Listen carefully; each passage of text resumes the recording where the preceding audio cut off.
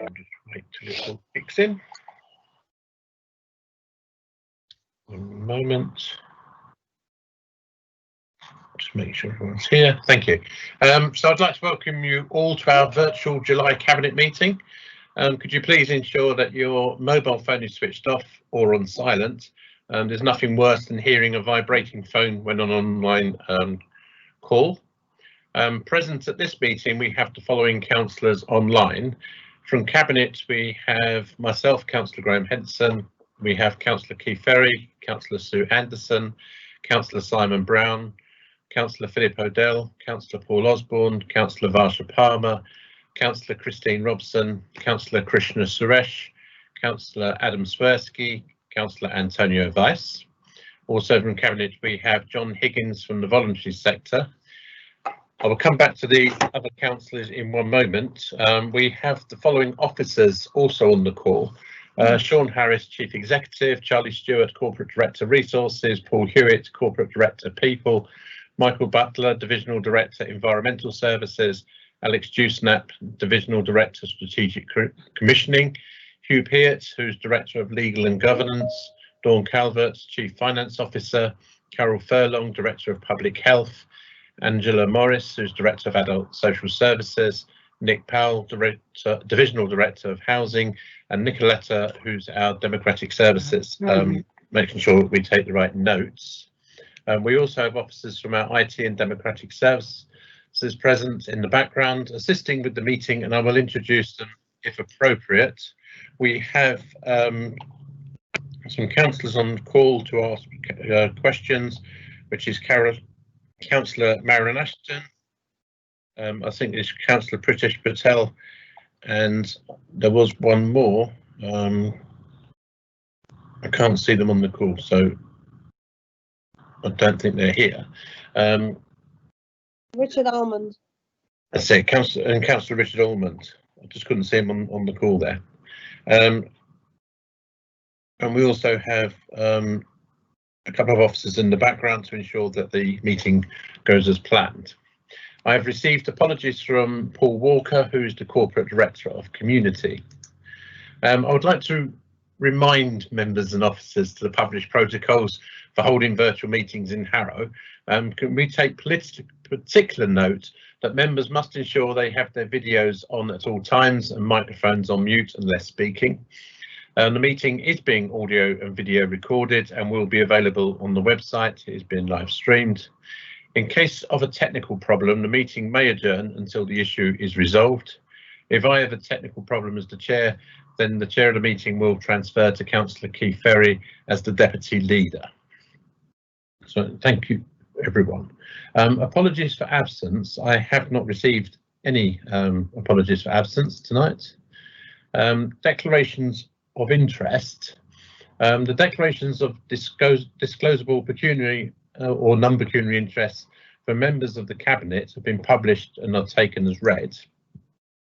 We have received questions from Harrow residents which are on the agenda tonight, and also been notified of a petition that will be presented that relate to a live planning application which will be considered by the Planning Committee on the 17th of July. As Councillor Ferry is chair of that committee, I will ask him to leave the meeting while Cabinet deals with the petition and the questions, and he can return for agenda item 5. Can I have any declarations from other members present in the virtual meeting? Does anyone have any at the moment? No, I see no response. So if you become... Graham, sorry, I did speak to Hugh Peart about this. I know the form has gone round, but my declaration is slightly more complicated, so we agreed to do it verbally at the meeting. Just on the outturn report, obviously I have a pecuniary interest in Vaughan Road car park, which is mentioned in the report, but in a very minor way. If there's any discussion on that, though, I'd have to leave the room. I'll also have to leave the room for the question on the Vaughan Road car park, virtually leave the room because of my pecuniary interest. And also, just to note, for those watching, I'm not on Cabinet. You're not on Cabinet, you're part of it. Moot point. And actually, if if anyone becomes aware of a pecuniary interest during the meeting, please let me know immediately, and then we can pause the meeting while you're leaving. So we now move to item number 3. So Keith, you'll need to leave at this moment in time, and they'll invite you back at the appropriate time. We'll wait till Keith goes.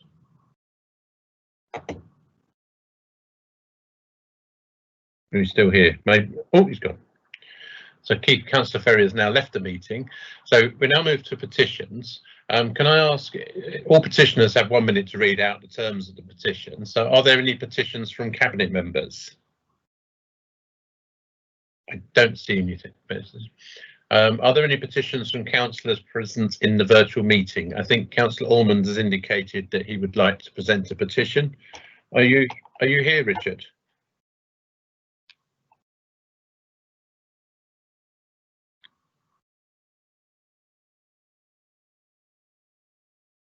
You might need to unmute, Richard, if you're here. You are here, but can you unmute when you're talking? Can you hear me now? Yes, thank you. Can you see me or not? We can't see your picture. We can see a photograph of you, and we can just about hear you. Well, anyway, I can see you. Thank you. The petition reads as such. It's headed reference planning application P/1846/20. It relates to land at the rear of 53 to 55 Cuckoo Hill Road, Pinner HA51AU. It reads as follows. We, the undersigned residents, object to planning application P/1846 to build a house on land which is part of woodland adjoining a conservation zone and the Celandine route, and which has no conceivable road access unless existing housing on Cuckoo Hill Road or Birchmead Avenue is demolished. We accordingly petition the council to reject it. The petition says everything, in my view and their view. It would be a piece of environmental vandalism to grant it, and that's the reason why they'd be very keen to bring this petition publicly to the Cabinet. So thank you. Thank you, Richard. If you could send that through, and then we'll make sure it gets to the right office. Yes, it's been sent into Democratic Services already. Okay, thank you, Richard. Are there any other petitions from councillors? We now move on to, are there any petitions from members of the public? I've been advised that there is a petition being presented. I think it's from Sue Green. So are you on the call, Sue?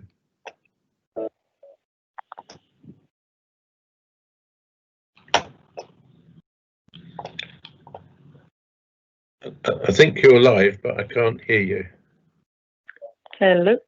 Sue, is that you? No, Julie Highland. Was you presenting a petition?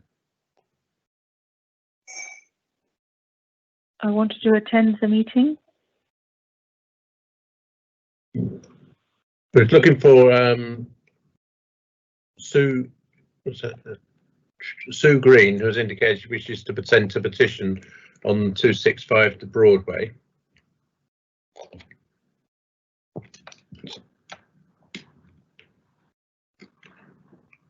I don't think we have Sue on the call.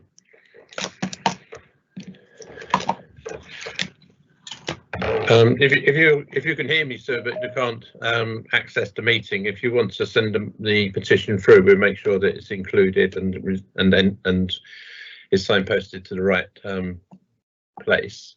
Was there any other petitions to be presented tonight? No, there's no other petitions. So we now move on to public questions. I seem to have a large number of people in the background here. That's very dodgy, Peter. We'll be getting investigated by the FA. Sorry, Hello, can you hear me? who is this, please? Absolutely. Yeah, hello. Yeah. We always had a booth. Sorry, my name is Martin City. Is that Martin Siddy?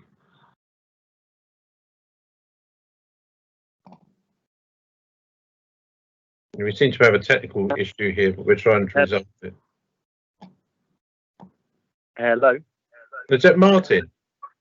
Yes, hello. I'm Sorry, I'm Martin, pleased before you ask the question, I just need to move into the item we're talking about. Are you Martin Siddy? Yeah, but no, this is regarding the petition. So Sue Green can't appear to get through. Do you want us to do anything in regards to the petition, or? No, what we'll do is if you could send it through, we'll make sure it is sent to the right department to associate with the planning application that you're talking about. Okay, is there any chance you can do the minute presentation if she can log in soon? If when we get to the end of public questions, if she can log in at that time, we can do the presentation of the petition at that time. Thank you. I'll tell her now. Thank you. Okay, which don't go away, Martin, because we're just moving on to the public questions. Okay. Within our agenda, we set out 15 minutes to allow the asking and answering of questions from members of the public. We have received 5 questions from members of the public, which have been published online. As I mentioned earlier, just about the planning, because they are relating to a live planning application. So planning is a very highly regulated area, and legislation sets out the areas that the council can use to refuse or grant an application, and the council can only consider and assess planning applications against the current national and local planning policies and regulations, with each proposal being considered on its own merits. As these 5 questions relate to a live planning application, which will be considered by the Planning Committee on the 17th of July, Councillor Ferry, as the chair of that committee, cannot answer these questions tonight at Cabinet, so I will respond to them. If you could read when out. you mentioned the 17th of July, is that the decision date? Because I'm aware that objections aren't allowed or can be submitted up to the 20th of July. 22nd of July. Sorry to interrupt the meeting. 22nd of July. So why is 22nd? 17th? That seems premature. Well, we'll make sure we'll come back to this in a moment. But if what we'll do is if you read the question out, which will be answered, and then you can ask a supplementary question straight afterwards. So if you could read your question out, please. Okay, so given the public's anxiety and the level of objection to this development on the Ridgeway, with over 3,000 objections, a combination of petition and online objections, and can you, Leader of the Council, Graham Henson, allow an exceptional conversation to occur between yourself, Councillor Keith Ferry, the Head of Planning, and the relevant officers and councillors, and some Harrow representatives, such as myself and others, have a conversation take place via Zoom before the 20th of July? I'm aware and I understand that this application has caused a large amount of concern with local residents, and I think this is reflected in responses the council has received to date to the planning application online. All of these responses will be considered by officers and members in determining the application, and the summary of these responses will be set out in the officers' report that will go to the planning committee where the decision will be made. Also, when people do comment, the applicant is also the person who have made the planning application is also made aware of the responses received. However, as this is a live planning application, it would not be appropriate for the chair or members of the planning committee to meet with residents.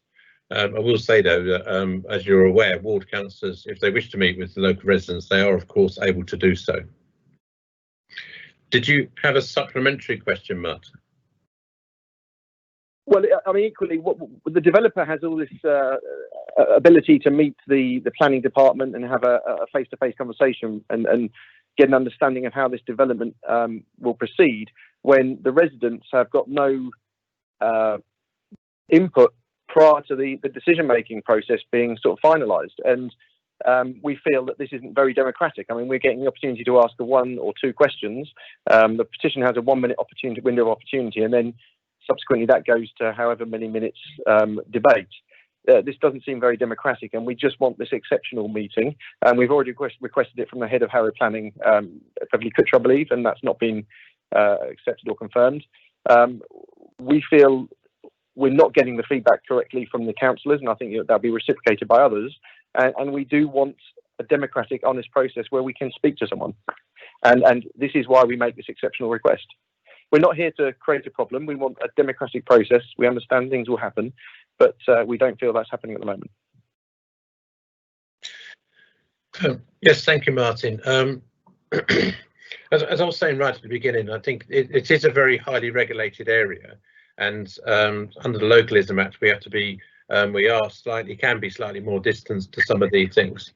So the legislation allows for an applicant to seek advice as well as going through to the planning application, and residents can oppose or comment on that application when it comes through. And unfortunately, that is what we follow the legislation on how we handle planning applications. That is why Councillor Ferry, because he's not allowed to comment on something because otherwise you end up with a predetermined decision at a planning meeting, which would also be illegal.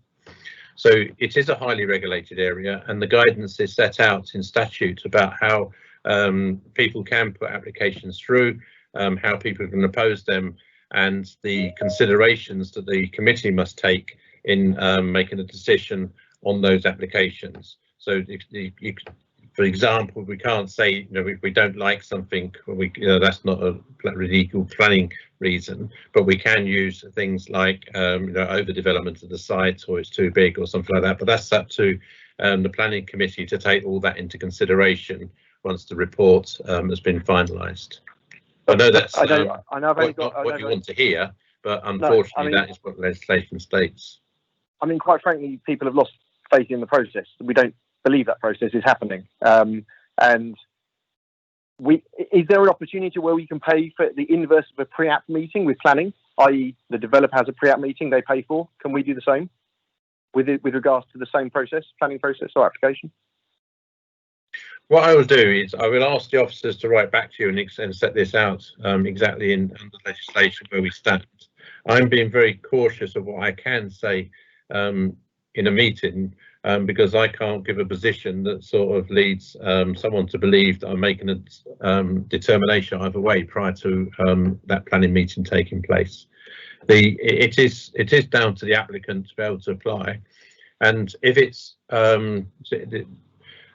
I have allowed it longer on this question because it is quite a contentious issue, but it is skewed in the way of the applicant, in the fact that if he's turned down, they can appeal. But if the planning permission is given, then there is no appeal to residents unless there's a call for a judicial review because the process has not been followed in accordance with legislation. Unfortunately, this is where we find ourselves like this in a number of cases, but the planning committee will make that decision and give the reasons for or against an application. There is a number of other questions on this thing. Is it Siobhan Siddy as well that wants to ask question number 2? Councillor Ferry. Go Oh, he's not there. That's Councillor Henson. Who is this, Hello? please? This is Sue Green. I have now joined the meeting. Oh, Sue, we're going to come back to the petition after we finish the public questions. Would it not be better to have the petition before the questions, as on the agenda? It will be on the agenda. We just need to do the public questions first. So can I ask Siobhan Siddy to ask question number 2, please? Yes, speaking. Okay, so obviously we're talking about the Ridgeway development.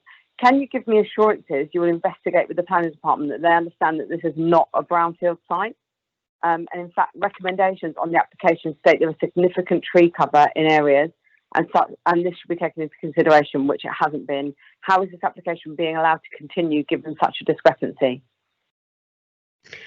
Yes, it has been acknowledged that the site has not been included in the council's brownfield register. However, there are no designations on this land which would prevent some form of development in principle. The site has already been developed for the use as a community gospel church hall with associated car parking comprising predominantly of hard standing. Notwithstanding it, the acceptability of the proposals is a matter for the planning committee, who will consider the details of the scheme against the development plan policies and site circumstances. And this will include an assessment of the impact on existing trees in consideration of the agricultural reports that were submitted with the application. So Siobhan, did you have a supplementary question? Yeah, we just wanted to be acknowledged, so no, that's fine, thank you. Thank you very much. So if we could now move to question number 3, which is from Victoria Wendenka. Victoria, are you on the call? Unmuted. I'm on the call. Hello, can you hear me? Yes, we can. Yes, if you want to read the question out. Oh, hi, Graham. I think there was a bit of a typo, so I've slightly rephrased it. But please, can I ask you, Graham Henson, to confirm that the council will make a consideration for public use of the site at the Ridgeway and to continue the D1 status that it's already got, given that there's no obligation to change it or the terms of the existing covenant that is on the site, and the land would better serve the area as something that benefits the whole community, like a community hall or a similar facility like that. Yes, thank you, Victoria. The planning authority recognises, and I've said that it is a standalone part of the council. So the planning authority recognises the D1 use class, and this is a material planning consideration.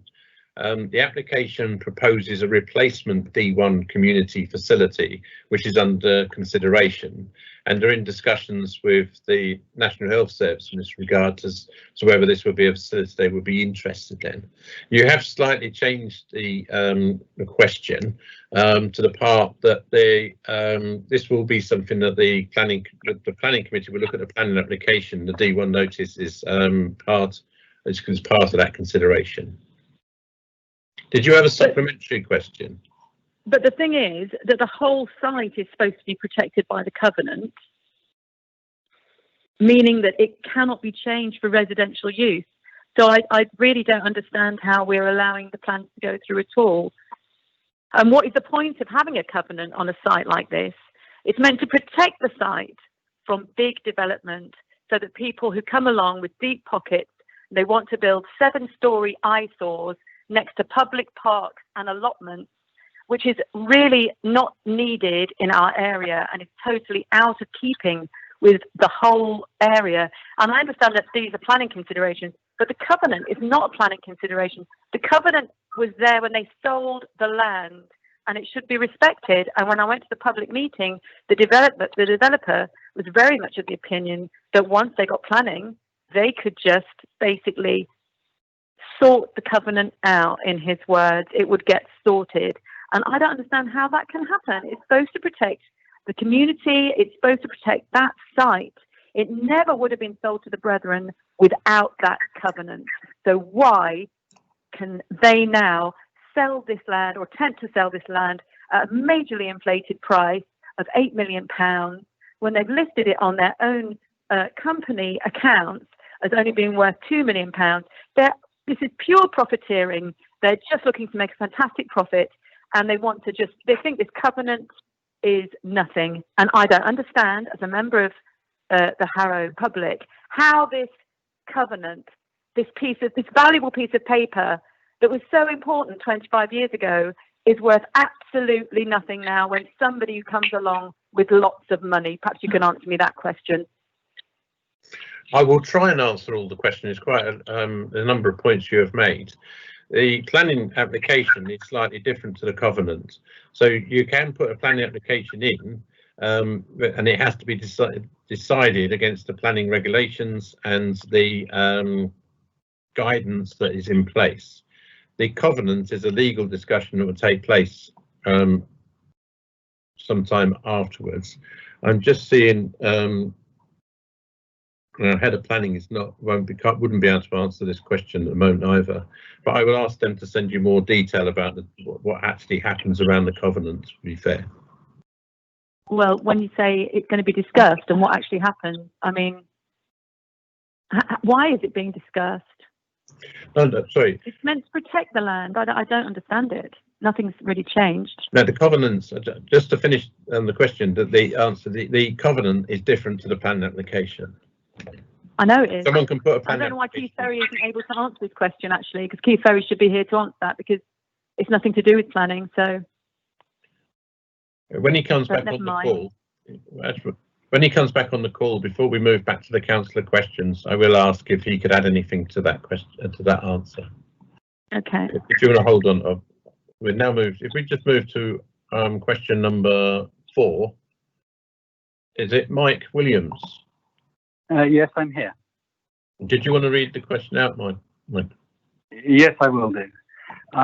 Do you share our concern that the historic traffic projections are based on a generic model that is for this site that is so far removed from the reality that we end up with the crazy assertion in the planning application that the traffic will actually be reduced when that is clearly not the case. Yes, I've often wondered, but the development of traffic forecasts comparing trend data with other similar developments from a database with established data is an industry standard for transport assessments on applications. Most planning applications with a transport impact will be supported by a transport assessment developed in this way, and this is quite normal. Did you have a supplementary question? Yes, I did. I want to go back to the D1 status point because I don't think that was answered particularly satisfactorily. There are clearly a number of defects in this application. There are also a number of, quite frankly, straight up misrepresentations and falsehoods, and the detail of the case is flawed. The council actually has the authority here by just telling the developer that they're going to hold to the D1 status to kill this overnight. They can just stop all of this and save themselves all of the heartache. Why aren't you doing that? Well, I did say that if when Councillor Ferry rejoins the meeting, as long as we stay distant from the planning application, he might be able to give more response around the D1 notice. So we now move on to question number 5. Is it Murray Tompkins? Murray, are you on? Yes, can you hear me? It's Murray Tompkins. Yes, thank you. Yes. So I would like to ask you if you have conducted a local impact assessment on the health and education infrastructure that the 265 Ridgeway development will impact in a really massive way. And if you have conducted this impact assessment, what were the outcomes? The impacts of the development are being assessed by the planning officers and will be considered by the planning committee as part of the determination of the planning applications. So it will be published within that report. Did you have a supplementary question? So does that mean that no one has conducted any kind of impact of this development on the services that are currently available to the residents? I mean, given that the school catchment areas are absolutely tiny. I mean, Vaughan School is like 0.9 kilometres and it has just been extended, and also that it's very difficult to get any kind of doctors and health appointments at the moment. I'm finding it quite incredible that no one has even thought about it or conducted any kind of impact assessment until now. So I would like to ask you, who is actually responsible for doing this? That's what I just said. The impacts of the development are being assessed by the planning officers as part of the application, and that report will go to the planning committee as before the decision is made on the planning application. So it is part of the decision-making process. So those reports of the impacts do go to the planning committee alongside that report. Yes, but who is actually creating that report? Is it the developer? Who is responsible for that data and the research in the report? There's a number of, I don't want to get into a question and answer session because we've got a very long agenda tonight, but I will say that the number of people get involved with some of this data and have input into it, and that the determination of that comes through from the planning officers when they write the report to the impacts are written on, which goes on the report that then goes on to the cabinet to the planning meeting. Well, I mean, given the falsehoods and incorrect data that the developer has provided to the council so far, I am just very concerned that when that report is being created, that it's not going to be objective and it's not going to be, you know, have any sort of alignment with reality. So, you know, I would really like to see the detail of that report and how that's being arrived at. It will be going, I'll just finish now because I need to move on, but it will be going to the planning committee and it will be in that report that's published. It will give more detail in that process. So, the planning application process is time limited and has to be agreed in certain decisions made in a certain time limit. If they're not, it's returned in favour. Can we ask if Councillor Keith Ferry could rejoin the meeting, please?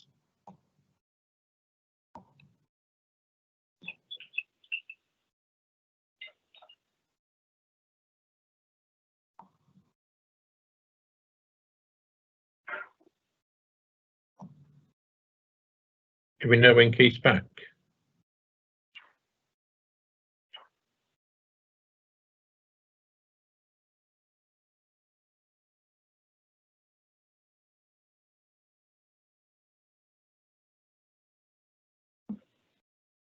I'm back, I think. Welcome back, Keith. Keith, on the agenda, on question number, if I get the right one, on question number 3, which relates to the D1 status, and so is it the D1 status? Have I got the right question?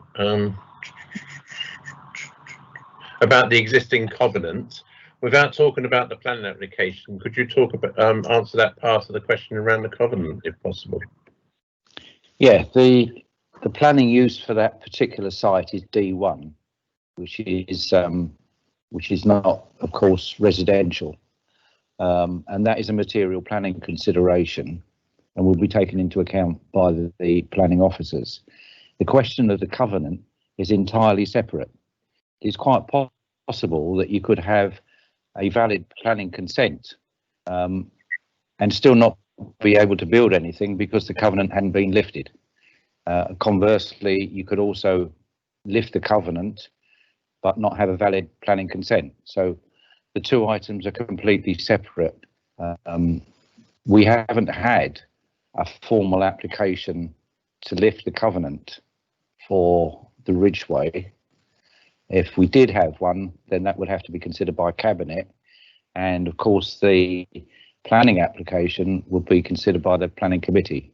So the decision making would be in two separate places. Thank you, Keith. If there's any other questions, they can email, people can email me rather than you because it's a live planning application. I have a question on that point specifically, though. The brethren clearly feel that they've been given some confidence that the D1 status is going to be overturned and that it's worth them pursuing this. What assurances have you given them? We have not given them any assurance that the D1 use is going to be changed, and that will be the subject of the planning application.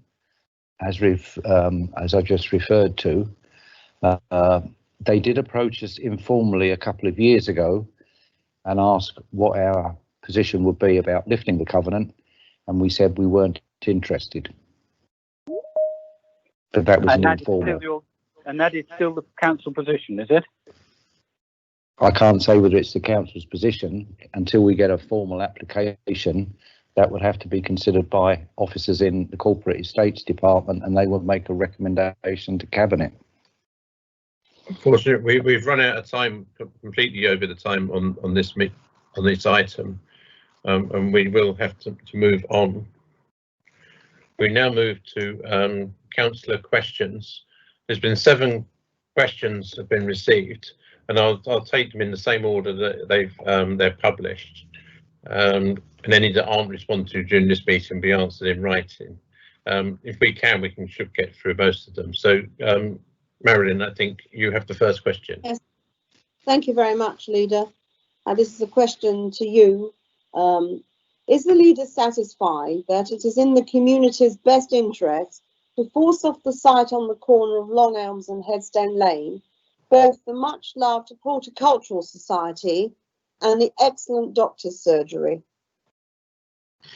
Yes, the project you referred to, I understand, is at the early feasibility stage, which has been delayed due to the coronavirus pandemic. In respect to the doctor's surgery, this is rarely used satellite surgery that doctors occupy under a soon-to-expire lease. The clinical commissioning group are in the middle of refurbishing the main surgery at Belmont Health Centre to incorporate this surgery into the main practice to save money. This has led the council to look at plans to redevelop the property in conjunction with the land next door, occupied by the Headstone Horticultural Society, for much needed affordable housing. Officers have told me that after a rocky start, discussions with the Horticultural Society are hopefully back on track, as they met with them on the 20th of June to discuss alternative locations, and that the aim is to include their relocation as the integral part of the project. Yes, thank you, Leader. Well, I'm afraid whatever discussions you've been appraised of, that's not the impression that I have had from the Headstone Horticultural Society, and also the thousands of people that are due to and have already signed a petition in favour of retaining their services. I mean, they have long supported the bereaved, terminally ill, elderly, children and adults with learning difficulties. And the doctor's surgery has treated thousands of patients. It is very much well thought of, and not least that there is a care home nearby. And, you know, after very many years of vital service to our local community, is it really right to force both of these very valued services off of the site, turning the part of the site where the Horticultural Society is into effectively a car park for 4 houses? I mean, I'm sorry, Leader, with respect, I think that the council have misread the Horticultural Society, misrepresented, frankly, how they feel. They're extremely upset. And there are a lot of people who are also equally very upset about this. And I would urge you to reconsider, drop this, and allow these people to carry on serving our community. I think it's terrible how they've been treated, actually. Thank you. Is it possible that I can answer that? Oh, please go ahead. Yes, you can. Right. Mm. I've had meetings with the CCG. They don't want to renew their lease. They want to go to Belmont, and they're quite happy to vacate the premises. I've also had meetings with the Horticultural Society at an alternative site in Harrow Weald, which they think is far more preferable because it allows them more parking. Thank you. I have Marilyn, before you asked your second question, I did apologise. I must apologise to. Why don't you let that lady do her petition? Yeah. That's what I'm just about to get to, Marilyn. I've just said I'd apologise to Sue because I overlooked it. So Sue, Sue, are you still on the call, Sue Green?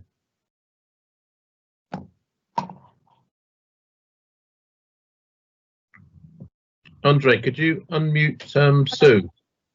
Are you there, Sue?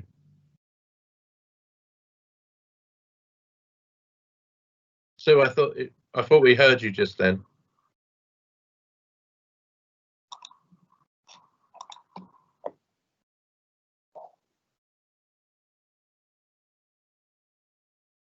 No, we can't hear you, Sue. We're trying to get you back into the. Councillors, if I can just give some advice quickly, any of the dial-in numbers have been muted. If you unmute yourself, you will be able to talk if it's your time to do so. Thank you. Hello, you were asking about Sue. She can't get in for some reason. Well, she was here. If she comes back, we'll then make arrangements for her to ask the question, present the petition. So, Marilyn, did you want to ask question number 2? Yes, but I'm not happy with what Councillor Ferry has said. He's completely misrepresented. Would you like to ask question number 2, Marilyn? Yeah, I'll ask it. But when people don't say what's true, that's the not clock's good. ticking. Yeah, well, there you go.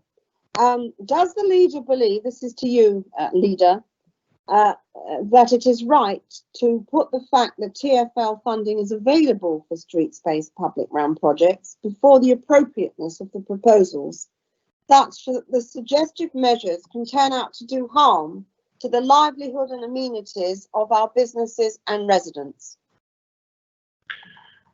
The coronavirus health pandemic has done much harm to the community and economy, and there is a need to take urgent action to help with the recovery.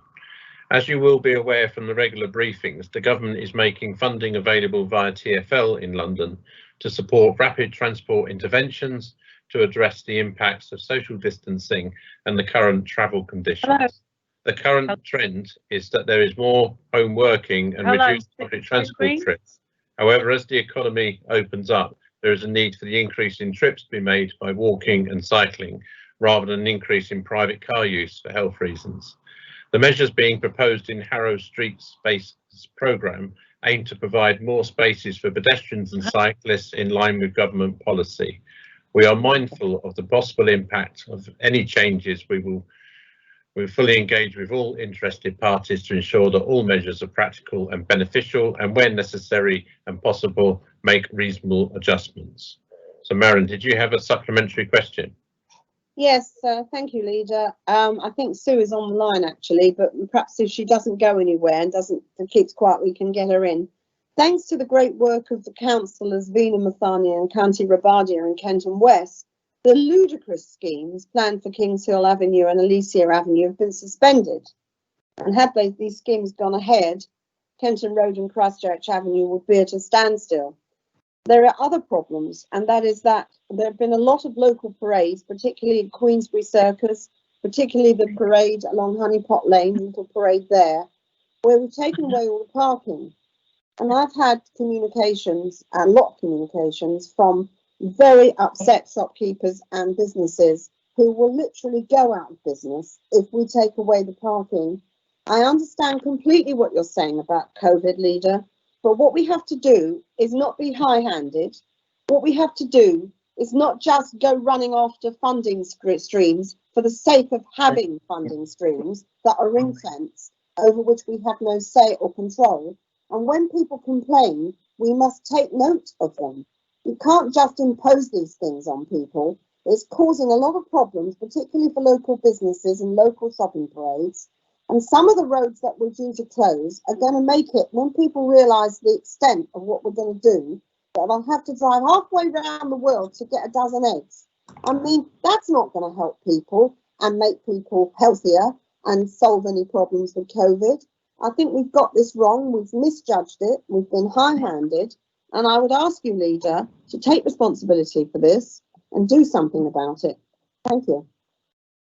Well, Marilyn, as I said earlier on, you will be aware from the regular briefings that have gone out a number of points. Our LIT funding, which is the funding we have from the Transport for London, as part of the bailout, we did not get that funding, which is about £1.3 million, and we used that to pay for our road safety programme. The government announced a stream of funding to say for councils to bid into to improve cycling and pedestrian access as part of the recovery process to allow people safer access for pedestrians and cycling. We had 1 week to put those applications in, which the council based around projects that have been discussed regularly within the TARSAP meetings, and is also within our cycling strategies and also within our environmental strategies. Those applications were considered by TfL and Department of Transport, and some of them were successful and others were not. So the second stage of that funding is to go out and consult with residents. I have to say that if the schemes do not go ahead, it doesn't mean we can use the funding in other locations. It means the funding is not accessible. And we also, as I said, because we have no LIP funding, we don't get any other funding to look at road safety programs across the borough.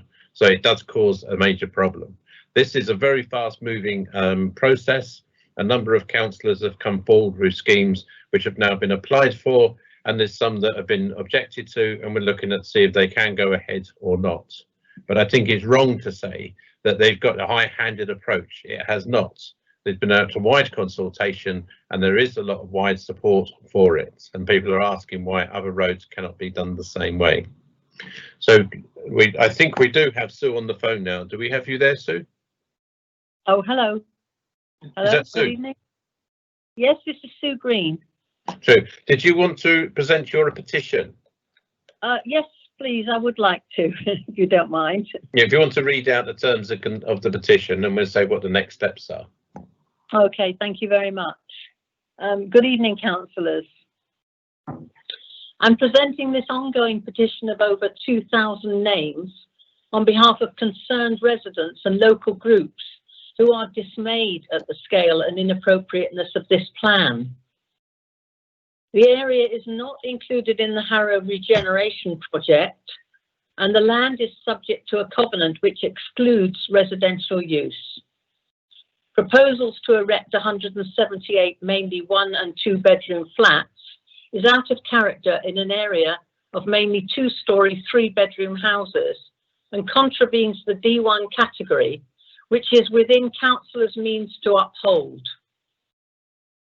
The developers describe this as a brownfield site, however, it's not registered as such. The meeting hall only occupies a small area within the site and the car park surface is permeable. It is a key link in the Harrow Green grid as mentioned in the arboricultural report and is further evidence this is a greenfield site. The ridgeway is too narrow for vehicles to queue to access the site and will prevent the smooth flow of traffic. The road over the Cattle Bridge has restricted visibility and only has a very narrow footpath on one side. The meeting hall was used infrequently and never at peak times, but the users deemed the entrance dangerous enough to have someone stationed at the gates to direct their members safely out onto the main road. Contrary to the fanciful figures given by developers, such an extreme development will place a significant burden on the road network. Due to unrealistic parking provision on the site, it is inevitable residents will park in surrounding roads where parking space is scarce and due to large parked vehicles is already difficult to filter onto the main road. Traffic noise is also a problem for lower lying houses nearby, and this proposal will increase this nuisance. The neighbouring allotment site will be overlooked by 3, 5 and 7-storey blocks, rendering many plots unviable. Close high buildings will mean they are in permanent shadow, and the proposal to remove many category A and B trees is very concerning, as the site is low-lying and prone to flooding. Construction on this massive scale will exacerbate this problem and take away any privacy for neighbouring properties. There are many more concerns regarding this development, and 1 minute is not enough time to outline all residents' anxieties. In light of this, they urge councillors to properly consider the unprecedented number of objections and do everything in their power to reject it. Thank you. Thank you, Sue. Have you sent your petition through to Democratic Services yet?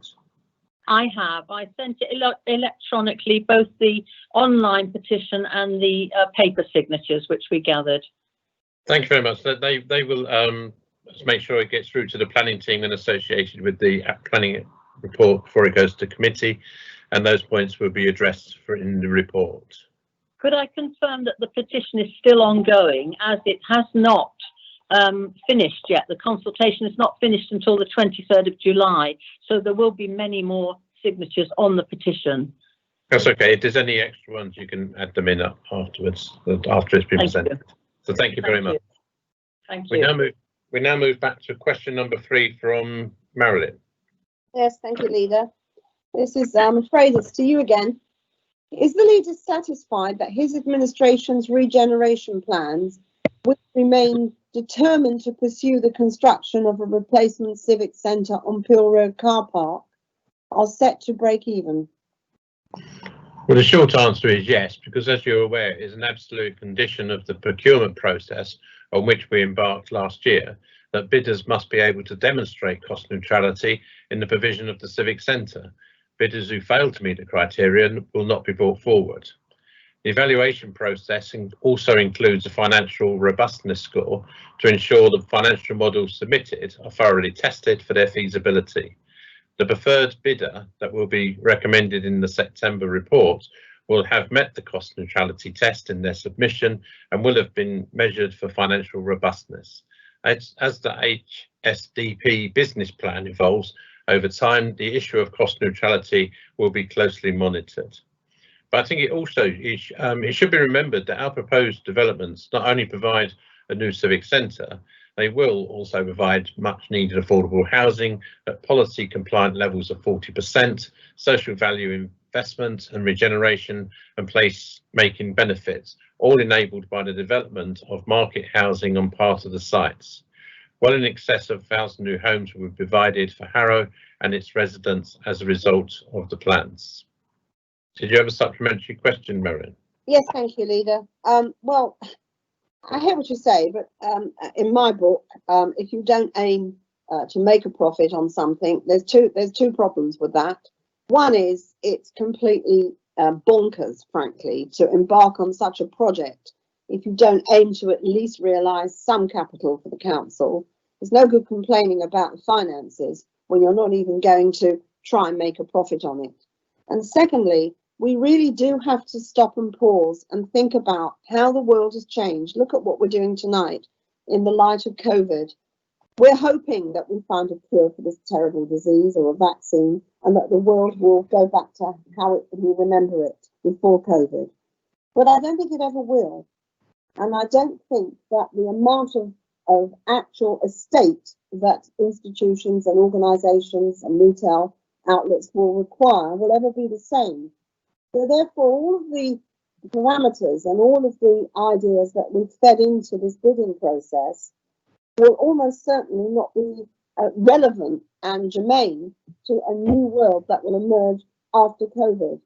And I put it to you, Leader, very respectfully, and we've said this before, and we're going to say it again as the opposition group on this council, that we are extremely concerned that you're going along in the same way, in the same furrow, with the same parameters and the same bidding process in a way that may not be appropriate. And it's very hard sometimes to unravel things without wasting even more millions of pounds than you've already wasted on failure after failure. So I put it to you, Leader, will you please reconsider this? We've got it wrong. I'm sure that it won't work. And I don't think that you're thinking very clearly about this. And just maybe you don't want to admit that you were wrong in the first place, that putting a new civic centre that we almost certainly won't need in this day and age onto Pill Road car park is a terrible mistake. You made a lot of points there, Marilyn, a number of them you've made before. I just remind you that all we're doing at this moment in time is selecting a business partner as such to help us develop some of the sites, and those plans for what it looks like and how it's delivered will come through at a later stage through the planning process. So we now move on to question number 4, Councillor Richard Almond.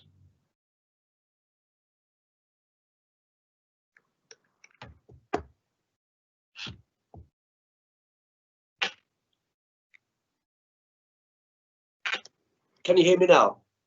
Yes, Richard. Thank you. This is to Councillor Brown, whom I can now see. What could have been anticipated about the impact of COVID-19 on the health of people in Harrow that was not anticipated? Good evening, Richard. Thank you. Well, COVID is completely new, and there is much that we're still learning about it, and therefore there is quite a lot that wasn't able to be anticipated. However, from our social care and public health perspective here in Harrow, we have always been very clear about the vulnerabilities of our care home sector. We've been clear about the vulnerabilities of those residents in receipt of domiciliary care and supported living, and we've been very clear about the need to support carers. We've always been clear also about the wider determinants of public health and the health inequalities that are apparent through our own local joint strategic needs analysis. And I guess the pandemic shone a light or shone a searchlight, in fact, on these vulnerabilities and inequalities and showed and had quite an effect on them. But in fact, they were there already as underlying issues. Thank you. Richard, did you have a supplementary question? Yes, I do. Are the things that could have been done on the basis of knowledge that the council had before the outbreak of the virus, which should have been done, which weren't? I think those questions, to be honest, should be directed more at a national level. I think there's a whole string of things that we've seen as the virus and the pandemic has gone on that perhaps the national government has not done or has not done in a timely fashion. I believe that we have reacted very well as far as we can in supporting our care homes, in supporting hospital discharges, in supporting discharges of people with the COVID virus. In terms of anticipating this, we were led to some extent by directions from government, which weren't always clear and didn't always last more than a day or two before they were changed to another instruction. So I don't know, unless you have specifics of any particular area where we failed to anticipate in a sense where we should have done. Thank you. Thank you, Simon. I'm conscious that we're quite past the time limit. We've only got 3 questions left, and I think if we keep the answers short, we should be able to get through them. Moving on to question number 5. Was you staying in the meeting, Paul? This is the one you declared your. Can you just switch your camera and sound off? Or? I'm going to hang up, so someone needs to re-invite me to the meeting when the question's done. Yes. Good. So, Pritish, did you want to quickly ask your question? Yes, please. My question is to Councillor Keith Ferry. How do you explain wasting £1 million on the Vaughan Road car park scheme that has delivered absolutely nothing for the people of Harrow? Well, you've sorted out one problem, because your question said, how do you explain wasting nearly £1 million on a scheme that has delivered absolutely nothing to the people of Harrow? So now I know we're talking about Vaughan Road car park. This was considered by Cabinet back in September 2019, and the sale of that site provided a substantial capital receipt for the council. The disposal of this site will provide the council with more flexibility in terms of the use of that capital received to support wider council requirements. May I ask a supplementary, please? Yes, please, British. Councillor Ferry, you're well aware that the reason why this scheme was shelved was because there was a report from Aspire, an independent report, which said that we're not going to make any money, and it was counterproductive to go ahead with this. And it was only on that basis that you decided to sell it after being told that. Again, that is a waste of £1 million on something that we never had. Will you apologise for this waste of money? Well, for a start, I don't recognise the 1 million you're talking about. And if I can quote from the minutes of the meeting of the Cabinet on September 2019, and it says, to enable the council to enhance the value of the site. And as you're aware, any building site that's sold with extant planning permission becomes far more valuable than a site that doesn't have planning permission. It was designed and secured planning permission for 33 unit scheme. As part of the wide review of the regeneration programme, the council commissioned external advisors who weren't Aspire. They were Jones Lang LaSalle on Vaughan Road. The outcome of this assessment was that there was significant financial risk involved in delivering the scheme internally. The advice recommended the site as attractive to an external developer, and it suggested it would be more financially prudent to dispose of the site for capital receipt. And the capital receipt was far in excess of the initial value of the site, plus the amount of money we spent gaining planning consent. Thank you. Can someone invite Councillor Paul Osborne back to the meeting, please? We will move on to question number 6. British, you have question number 6? Yes, please. Again to Keith Ferry, Councillor Keith Ferry. The regeneration programme update report states that TfL has awarded 638,000, Department of Transport awarding 100,000 for the temporary measures put into place as a result of COVID-19. Are there any plans to use this part of the fund to improve and support private transport by car across the As was stated in the response to question 2, both Harrow Council, TfL and the Department of Transport have a policy for using sustainable and environmentally friendly forms of transport. That means that we are prioritising walking, cycling and journeys made by public transport. Therefore, I very much doubt that either the Department of Transport or TfL would be very happy if we used it to improve and support private transport by car. If I may ask a supplementary, Leader, it's not quite accurate, because Minister did say that at the moment we should be walking, yes, cycling, yes, walking, but also make more use of your car as opposed to using public transport. Now, so that's one part. But it is anticipated that in the future, electric vehicle purchases, so especially now that the government has forward targeted that 2025. My question is, what provisions have made for charging and associated infrastructure to prepare for this in time to come? Sorry, I didn't quite hear all of that, but I think what you were trying to say is that at present we have been encouraged to use our own cars during this pandemic and the effects, shorter-term effects thereafter. But hopefully in the long term, we will go back to a policy of using sustainable transport, and using private transport is not one of those. Thank you very much for that. Thank you. And British, you have question number 7 from us. Yes, my question is to Councillor Adam Swersky. Adam, hello. At the PNF scrutiny meeting in July 2018, I raised my concern at the significant variances in total capital program expenditure versus budgeted expenditure 2017-18. Since then, what have you done to ensure that the budget planning process is robust? How have you ensured that our budget also matches expenditure? Thank you, Councillor Patel. And you're right that this is an age-old issue in Harrow Council, and I suspect in many other places. You have to bear in mind that the way that we budget for capital programs is that they have to go through council, especially any capital programs of significance. And so, of course, we think about all the schemes that we want to have in place or get started with over the course of the year. Those all go into the budget, well in advance of the year actually beginning.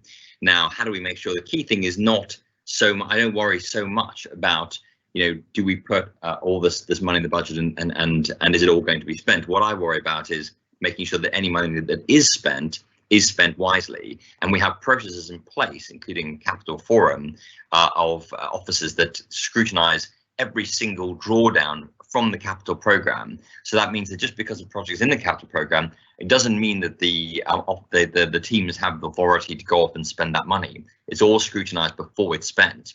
So I'm confident that there's the right processes in place to make sure that we do spend the money in the appropriate way.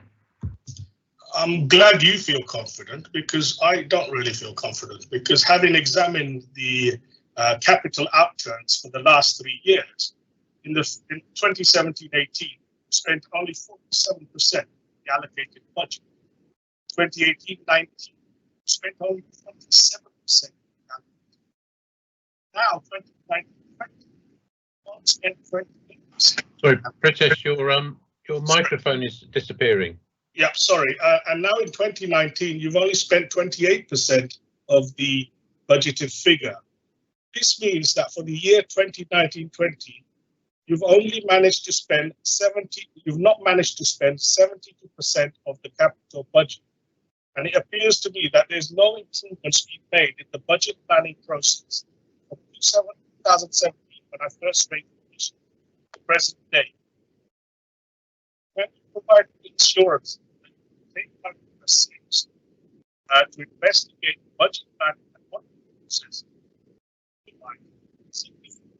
You're fading again, British. I was going to say, can you take my request to investigate the budget planning process and the monitoring process in order to minimize the slippages and underspends? British, I think I got the essence of that question. I'd say 2 things.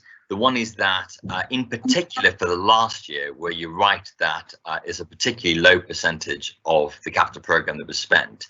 A very significant chunk, £94 million of that, was accounted for by our proposal to make commercial property investments. Now, if you'll think back a year to where we put that £100 million into the budget, but initially 100 million, we spent 6 million, didn't spend 94 million. The rationale for doing that was that those investments, if done wisely, could help us to support closing the budget gap over time. But one of the things we said at that point was that we wouldn't go ahead with those investments until we've done proper review to make sure that those investments are going to be robust and sound. And I was asked several questions to Cabinet in the meantime about, well, where, when are we going to get going with these investments? Now, actually, it turns out that our caution and prudence around those investments was absolutely the right decision. And you'll look at councils around the country that went along too quickly and spent the money too quickly and are now in significant difficulty. So we were right to be cautious about spending the money, and that's why you'll see that we spent a relatively low percentage of the capital programme in the past year. The second thing I'd just say to you, Pritesh, is that I would be I'm concerned that to be asked the question of, why aren't we just spending the money? I don't think it's not my job to tell the team that they should be going off and just spending money without good reason. We need to make sure that every single item is fully scrutinised and that money is drawn down only when the business case is absolutely clear. So I take the point. Of course, we'll go back, we'll have another look. We can always do better. But for me, it's much more important that we are careful about the way that we use public money rather than that we spend everything that we put into the budget. It's not a question of spending the money, but it is a question of making sure you plan adequately the budget that you're presenting. We've understood the text of what you're saying, and I think Adam's responded. It's now 7 minutes past 7. We've answered all the Cabinet questions, so if we can move on to the item number 6, which is the key decision schedule. I'd like to remind you all first that the report on the 2020-21 savings update has been withdrawn from the agenda and has been incorporated as part of the COVID-19 report, and Adam will speak to that slightly later. So can the Cabinet note the key decision schedule? Thank you. We now move on to item 7, which is the COVID-19 economic recovery and update. This report is our third one to Cabinet, and it sets out how the Council is responding to the COVID-19 pandemic, which is still fast changing emergency crisis. Since our last report, we have seen the easing of lockdown, more high streets opening up, and some of our council run services opening up more than they have been, things like libraries and park play areas. We've seen the ramping up of test and trace locally, which Simon will talk about in a moment, and I know the Chief Executive will as well. And as we heard earlier, work is being undertaken to improve the safety of pedestrians and cyclists as more people are going out. And all the time at the back of our minds, I think we are all conscious of something, and something the NHS is preparing for is the real threat of a second spike. From the report tonight, and Cabinet members will briefly expand on this in a moment, you will see the excellent work that is still being undertaken to ensure that residents' lives can return to some form of normality as soon as possible. Increased numbers of children attending schools, and there are also some challenges coming our way. So things we are seeing is that we're seeing waves of need emerging in terms of mental health associated with grief, loss and bereavement, as well as more acute suicidal and self-harm presentations. Our staff are expecting more of this pent-up social and emotional need to emerge alongside other chronic health needs over the next few months. We're also seeing increased contacts and approaches to our housing services as people want to move from through housing, and so we're seeing an increased number around homelessness. We're seeing quickly increasing numbers of people unemployed, which is on top of the 30,000 people who are currently furloughed, with the risk even then not all of them will return to work when the furlough scheme ends, and none of this is unique to Harrow. We're now in the first phase of recovery, with economic development coordinating response to help safeguard jobs and businesses. And it was quite clear, and I think we've mentioned this before, that we cannot respond to this crisis on their own. So we've been working with the West London Alliance of Councils to develop our next steps towards economic recovery. And in the Cabinet papers tonight, you will see the report from Oxford Economics that sets out the mammoth scale of the challenges ahead and includes a number of asks to government to provide greater powers, flexibilities and funding to the West London sub-region if we are going to properly support residents and businesses, create those new jobs and help residents get those jobs. The summer statement from the Chancellor yesterday was woefully short of words or money with regards to local government or for health services, and Adam will highlight some of those real pressures in a moment. I just think I said something I have said before on these reports. It's something that I'm in awe of, really, and I think it's something that's built up over the past few years, and that is the positive relationships we have with our partner organisations.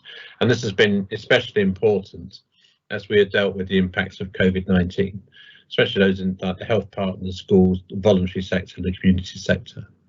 The long-standing strength of these relationships is good and robust and can be built upon in the future to the benefits of Harrow residents.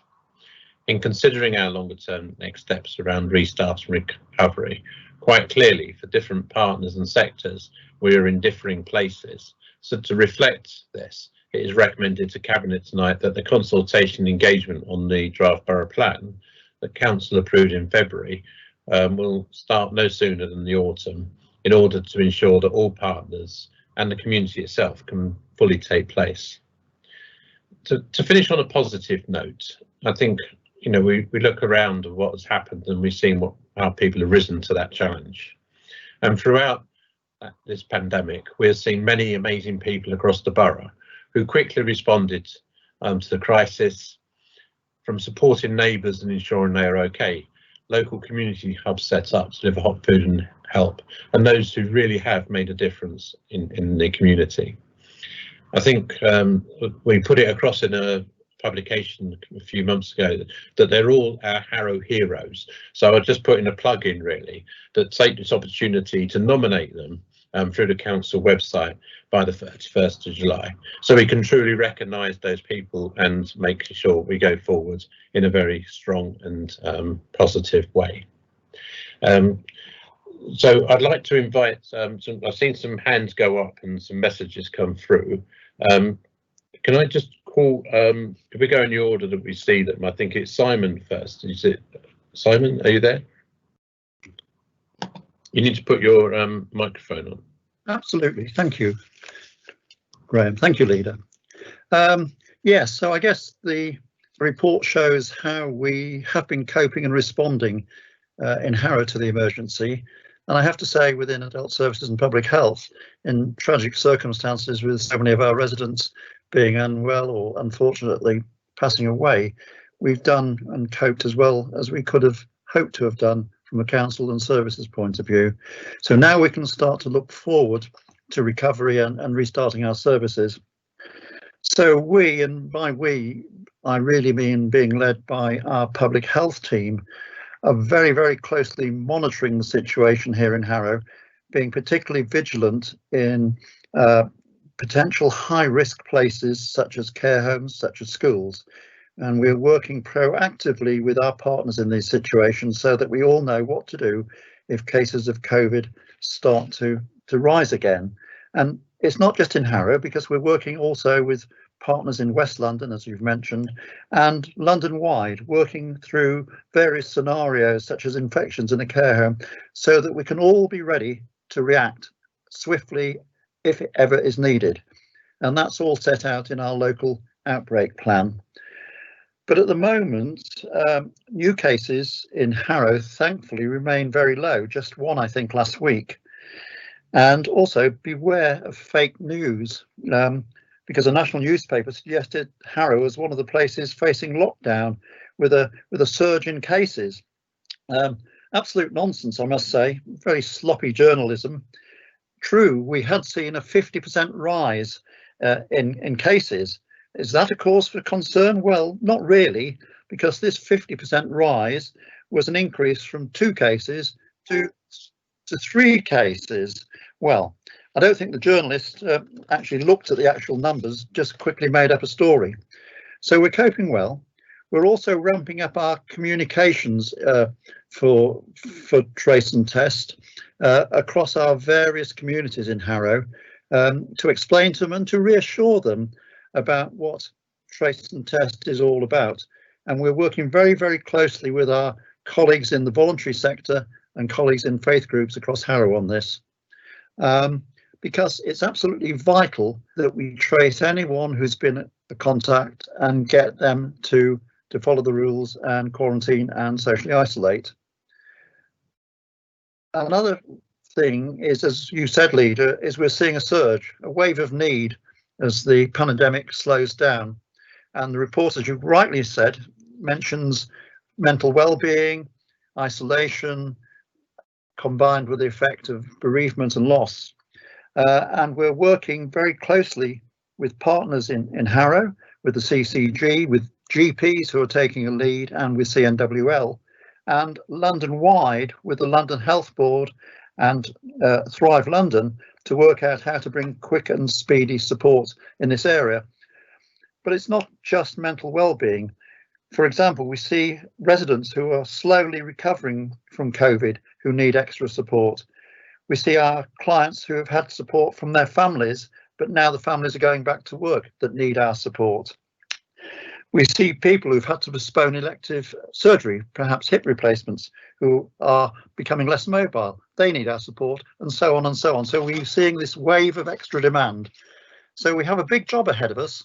Firstly, to keep any resurgence of COVID under control, and secondly, to offer the support to all our residents who have been caught up in this emergency situation and need our support. But I have to say, the level of support and dedication and hard work from our staff here in Harrow over the last 3 months, I'm sure that we will able to be successful in this, and also the hard work of all our colleagues in the VCS, in the GPs, in the health service, and particularly, I guess this week, I'd like to pay tribute to all the staff in our care homes and our domiciliary services who have worked so very, very hard in such very, very difficult circumstances and situations without proper level of support, as I've mentioned earlier, in order to care for our most vulnerable residents here in Harrow. So to them, I say thank you. Thank you, Leader. Thank you very much, Simon. I've seen a number of hands go up. I've got Christine, Sue, Paul and John. But before I do so, could I quickly ask Sean if he would like to come in, because he's been leading across West London around some of the test and trace information. Did you want to come in now? Thank you, Chair. Just a few very small comments, if I may, just to add to the report. I think that the work around test, track and trace is incredibly important because it is a fundamental part of ensuring that over the medium to long term, with the virus still circulating in the community, that we're able to remain on top of the virus and be able to respond effectively.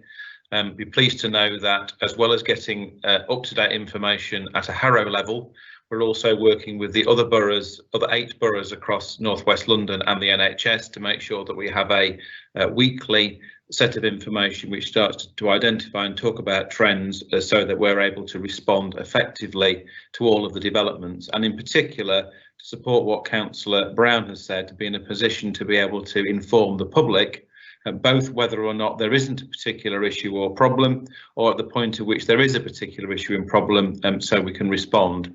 And as the Cabinet will see, there is detail in the report which relates to how we've put together our local outbreak management plans in order to be able to respond to any significant number of cases in Harrow, depending whichever setting they're in. Because I think it is inevitable at some point between now and when we have a vaccine or action on the virus in the medium term, that we'll have to respond to either specific localised or more general outbreaks in Harrow in North West London. So I'm pleased to report that we are working hard to put those plans in place.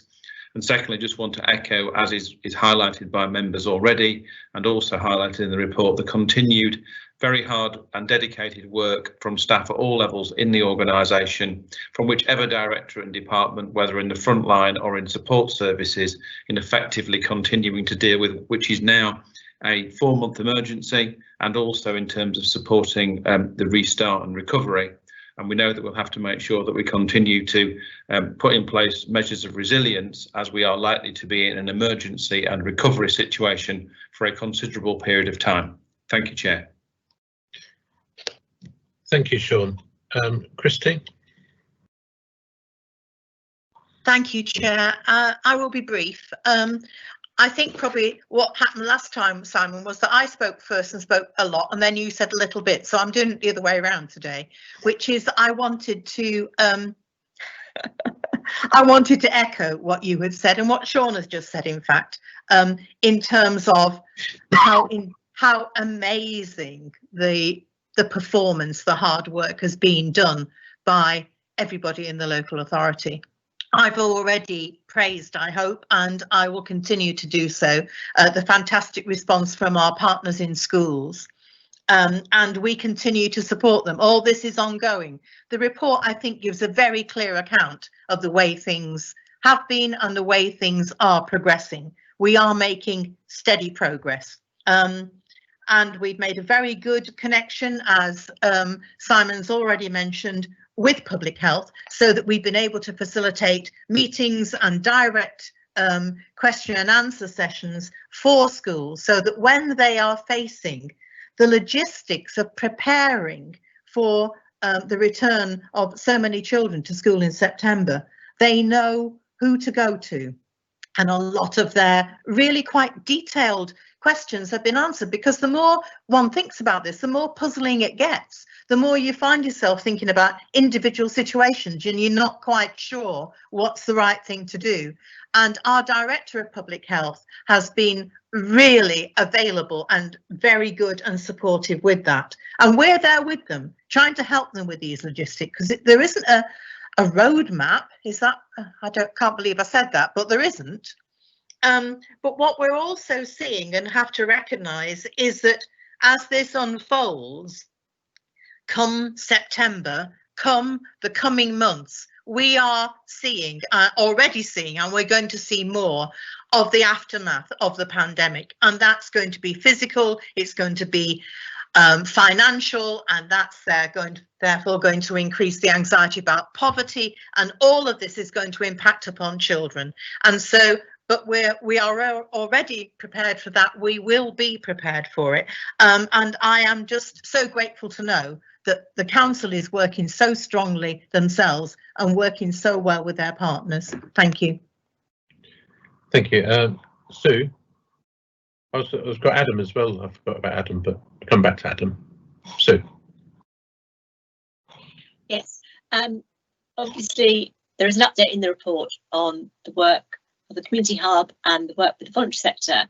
We are amazingly grateful to all our voluntary community faith partners and the fantastic work they've been doing with our officers. But we are concerned about the future because, as no doubt you will see, particularly in the national press and other places, there is a funding gap for many organisations within the charity sector. And so far, there has been no clear explanation from government as to how that's to be addressed. This is and as I say, this is going to be something that I think is going to be a subject of conversation and hopefully action in the coming months. At the moment, we're looking to maintain our community hub, certainly till spring next year, because we recognise the amazing amount of need we have uncovered in the borough.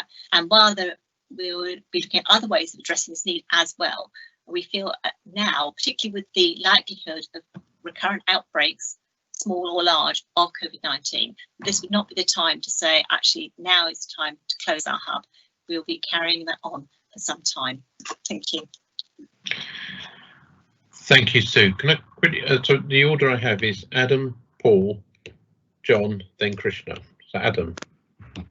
Thanks, Graham. So I think people have spoken very eloquently about all the things the council has done to respond to the need in the community since the start of the pandemic, but that has unfortunately come with a very large cost for the council. And unlike Mr. Sunak, we're unable to borrow money from the Bank of England's printing presses in order to cover those costs. So you'll see that we continue to submit to government our estimate of the direct cost, the additional spending we've had to incur, and also the loss of income that we've experienced. And that gap has risen, the cost of the crisis has risen. In our last submission, our estimate is that it's now £44 million. That's up £6 million from before, and really blows our budget out the water. And you can see the kinds of things in the report that we have been spending money on. Of course, supporting our adult social care providers has been essential, funding the PPE costs for them as well. But there's some additional costs that you'll see that we've estimated. We've been billed somewhat unexpectedly for additional mortuary costs that were built across London, as well as the costs of providing free transport to under 18s, which is a challenge as part of the government's extremely unfair settlement with TfL, and additional costs for our own sites as a result of making them COVID secure. And you'll also see that we unfortunately continue to see huge need among our residents for council tax support. Many people have families who've lost their jobs and have suffered massive hits to their income. And so we're now expecting 2,500 additional council tax support cases. And just the increase from last time is worth £650,000 lost income, as well as you can see the estimate around the business rates that we won't be collecting. So the £44 million that we think that we've lost since the start of the pandemic, we have only received 13 million from government to help us. There has been a new announcement last week, and we believe that we'll get something like an additional £2 million from that. So nothing like what we need to close that gap. There is an announcement from government that there will be some support around the lost income that we've experienced, and that is of course welcome, but we still believe we're going to be adrift in the region of tens of millions of pounds. And we know the consequences from the last decade of council cuts for residents, for not only those residents who are most in need, but actually all residents who use all kinds of council services. And we simply can't be in a position to continue pushing that pain onto our residents. And so we do need government to step in.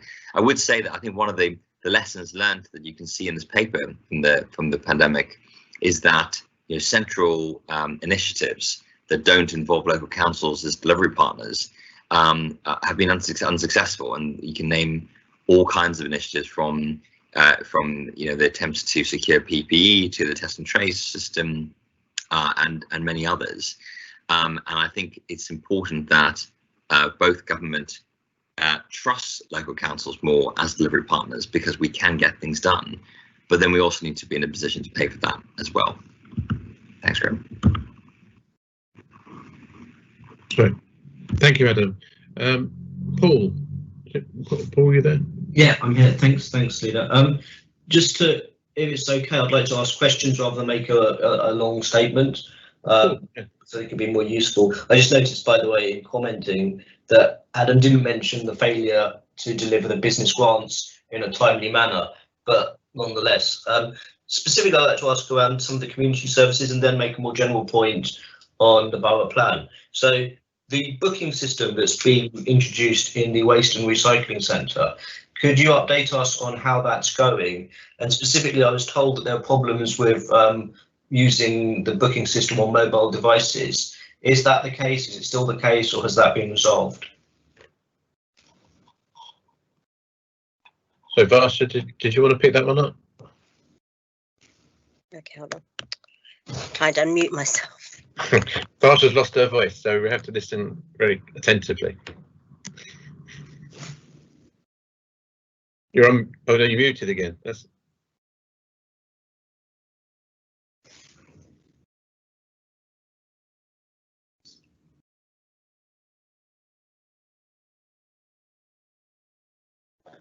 You're still on mute, Varsha. Trying to unmute. That's it. You're in now. No, it's not. It keeps going off. Hold on. No, we can hear you. No, you're now muted again. You muted yourself again, Varsha. That's it. Now talk. No, you've muted yourself. Just click it once on the unmute button. It just keeps going off. I'm not touching anything. Just keep talking. Okay, so the booking system went live on the 29th of June. It's working really well. We've had more than 2,500 people coming through, and there were a few teething problems which the team have looked through and dealt with. So as far as I am aware, they have been resolved, unless you have specific ones, Paul, that you can let me know. Generally, it's been well received. Obviously, with anything new, we are going to be reviewing every week, and after a month, we'll have a proper in-depth review as well. Thank you. My understanding is, and I did try briefly to do a booking on my mobile phone, that it has some issues. I had difficulty choosing a date. Okay.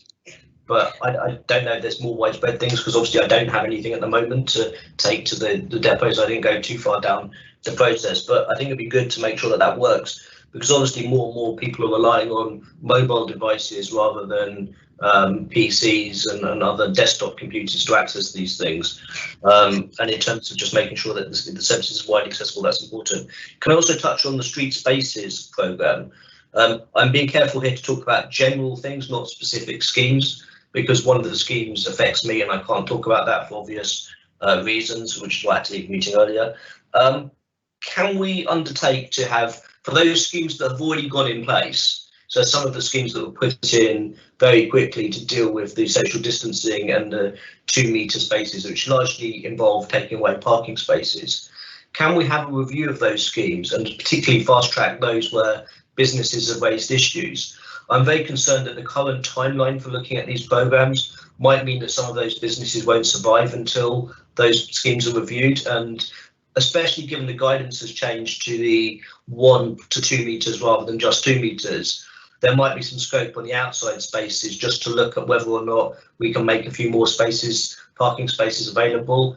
I know in a number of small parades, taking away all parking spaces is a real issue for those businesses, and they're seeing footfall drop even more dramatically than they would have expected given the COVID situation.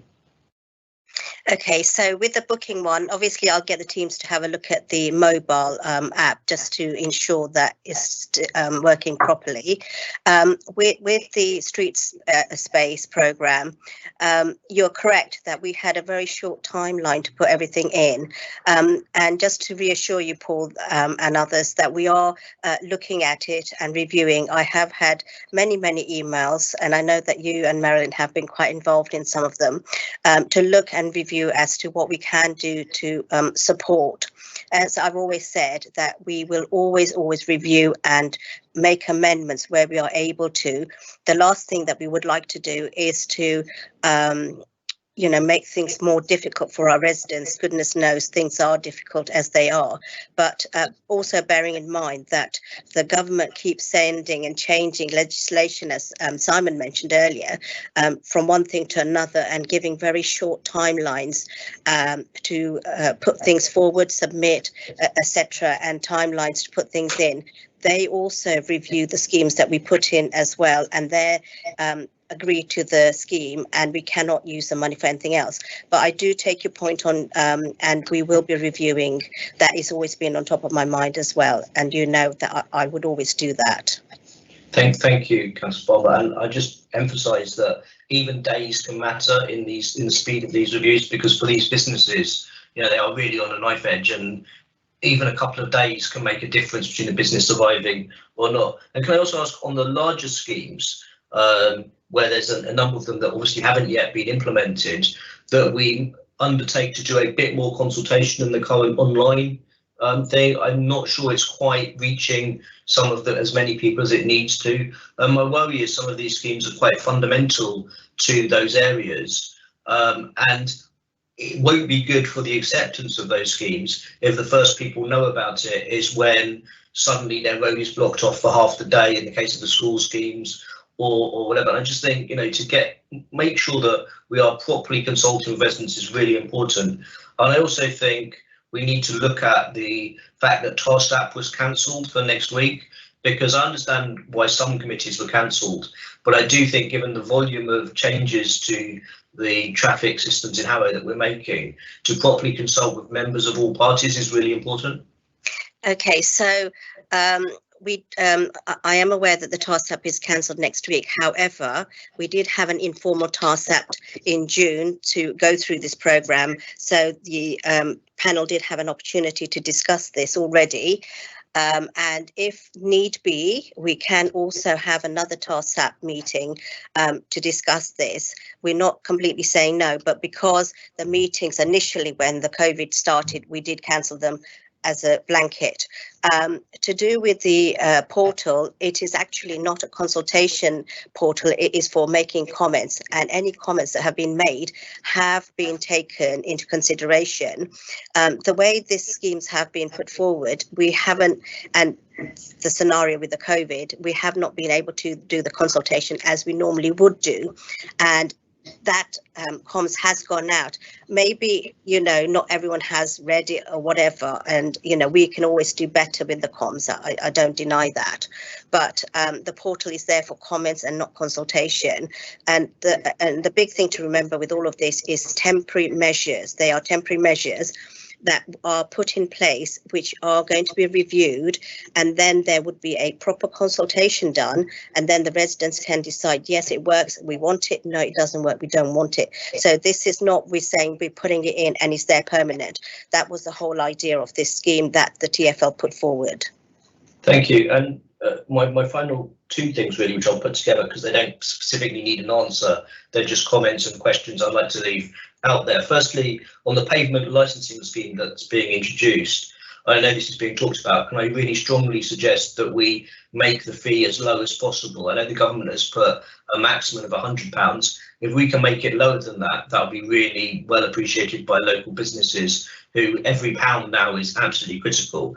And the final comment I'd like to make on this whole section, this whole report, in fact, is the idea of postponing the borough plan consultation until the autumn. I think actually something more fundamental needs to happen. I think given the scale of the changes that we are going through, the delivery plan, the corporate delivery plan needs to be revisited, and we need to look at what we're prioritising over the next 6 months and get that right before we worry about the next 10 years. I think to try now and consult even in the autumn about what we're doing between 2020 and 2030, it's probably, we don't know what kind of world we'll be living in. We don't know how many of these changes will be temporary, how many will be permanent. We don't know what the economic effect, whether it'll be a long-term problem or it'll be a V-shaped downturn and recovery. And I just think looking at both the corporate delivery plan and maybe revising it in September, and also looking at the budget and looking at whether or not we need to move money around within the budget that we have to deal with some of the challenges we have, would make more sense than to be consulted on a borough plan, which I don't think we can have meaningful consultations on in the autumn anyway. You made them as comments, but I think some people might respond in a moment on some of them, but I am conscious of the time, so I'll move on to John. Did have his hand up. John, are you still there, John? Yes, I am. Can you hear me? Yes, we can, John. Yeah. Great. Okay. Thanks very much, Leader. Very positive to hear the comments by Councillor Anderson acknowledging the sort of economic impacts on the voluntary sector and the need to raise that flag with central government. I mean, the contribution of the voluntary sector to the response to the pandemic has been acknowledged. There's been very good partnership work between the sector and the council, and that's something that we're very keen to continue into a recovery phase, or indeed in any future spikes. It's good to see that the community and voluntary sector is a priority in the recovery plan. It's 5 priorities, and as it will continue to be a changeable situation with many uncertainties, it's clearly important to build on these local links and to be able to gear up in the event of a second wave or local outbreak. The report identifies the disproportionate impact of the pandemic on BAME communities, which in many ways magnified existing inequalities. So an example from the Somali welfare community was of a older person going into hospital. Previously, hospitals would have probably relied on families to help with interpreting and what have you.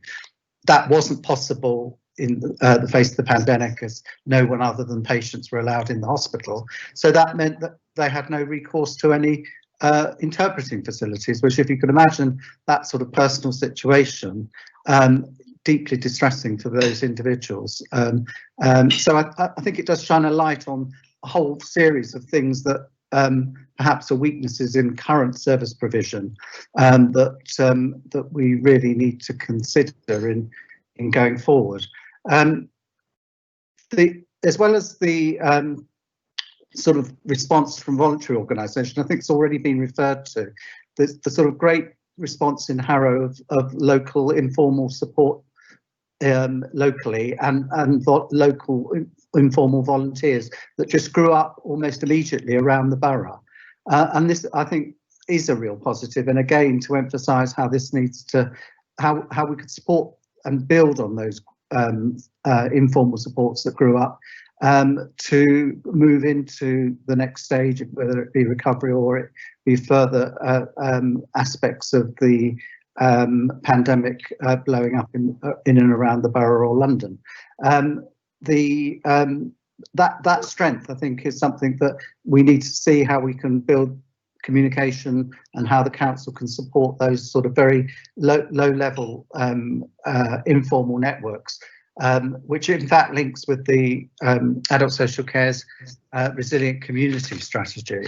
But it's something I think, and I think it has been referred to in the meeting, but we need to acknowledge that as being a real positive in Harrow. I suppose the only other point I wanted to make was about sort of joining up some of the dots and how things like the wider sort of how the pandemic has shown the issues around global connectivity and the links of that between climate emergency and the response to the climate emergency situation. This is something that there is a lot of interest in the sector about, and we had an initial meeting about this, and it would be helpful to have an update on how that's going to be progressed in line with the wider borough plan and response to the pandemic. So I think there's something about joining up the dots between developing local organisations, developing regeneration and employment initiatives, having more local people working locally, how that impacts on things like reducing people having to travel out the borough for work, the impact that has on things like climate change, but also the impact that the more that we've got local organisations and local people working in care services and others, how that builds local resilience and the speed of response in such things as exceptional circumstances that the pandemic has shown, really. So yeah, so those are the sort of key points that I thought are helpful to make. Thank you, John. You made a number of points, and I think they've been well made.